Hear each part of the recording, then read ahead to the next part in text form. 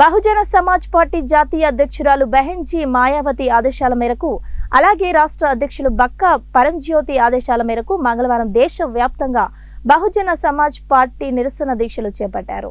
అందులో భాగంగా బద్వేల్ స్థానిక నెల్లూరు రోడ్డు అంబేద్కర్ సర్కిల్ దగ్గర బద్వేల్ నియోజకవర్గం అధ్యక్షులు నుసిమి గౌస్పీర్ అధ్యక్షతన కడప జిల్లా ఇన్ఛార్జ్ సుగిలి గుర్రప్ప, జిల్లా అధ్యక్షులు డిఎస్ జయరాం, ఉపాధ్యక్షులు బాలచంద్ర, మహిళా అధ్యక్షురాలు బేబీ ముఖ్య అతిథులుగా హాజరయ్యారు. కడప జిల్లా ఇన్ఛార్జి సగిలి గుర్రప్ప మాట్లాడుతూ భారత రాజ్యాంగానికి దేశభక్తి, దైవ భక్తికి మధ్య తేడా తెలియని అమిత్ షా లాంటి వ్యక్తి భారతదేశానికి శాంతి భద్రతను పరిరక్షించే కేంద్ర హోంమంత్రిగా ఉండడానికి అనర్హుడని అన్నారు.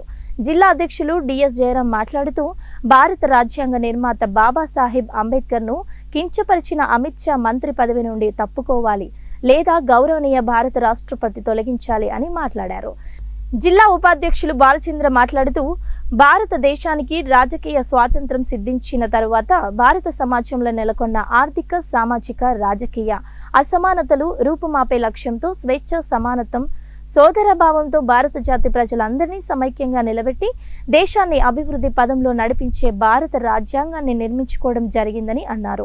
బద్వేల్ నియోజకవర్గ అధ్యక్షులు నుసిమి గౌస్పీర్ మాట్లాడుతూ భారత రాజ్యాంగంపై ప్రమాణం చేసి పార్లమెంట్లో ప్రవేశించిన అమిత్ షా రాజ్యాంగ నిర్మాత డాక్టర్ బాబాసాహెబ్ అంబేద్కర్ ను పార్లమెంట్ లో అవమానించినందుకు భారత జాతికి క్షమాపణ చెప్పి తన పార్లమెంట్ సభ్యత్వానికి రాజీనామా చేయాలని కోరారు.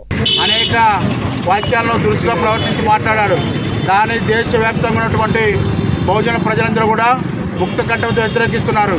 ఎందుకంటే ఈ దేశానికి రాజ్యాంగం లేని టైంలో ఈ దేశ ప్రజలు ఎన్నో ఇబ్బందులు పడుతున్న టైంలో ఈ దేశానికి ఒక దిక్సూచి లాంటి మహానుభావుడు అంబేద్కర్ ఎన్నో అవమానాలు భరించి, ఎన్నో ఆటుపోట్లు భరించి ఈ దేశానికి ఒక గొప్ప రాజ్యాంగాన్ని రాస్తే అలాంటి మహానుభావుడిని ఈరోజు పార్లమెంటులో అమిత్ షా అవమానంగా మాట్లాడడాన్ని భారతదేశం అంతా కూడా సిగ్గుతో తలదించుకుంటుంది. సిగ్గుతో తలదించుకోవడం కాదు, అమిత్ షా గారు వెంటనే 140 కోట్ల మంది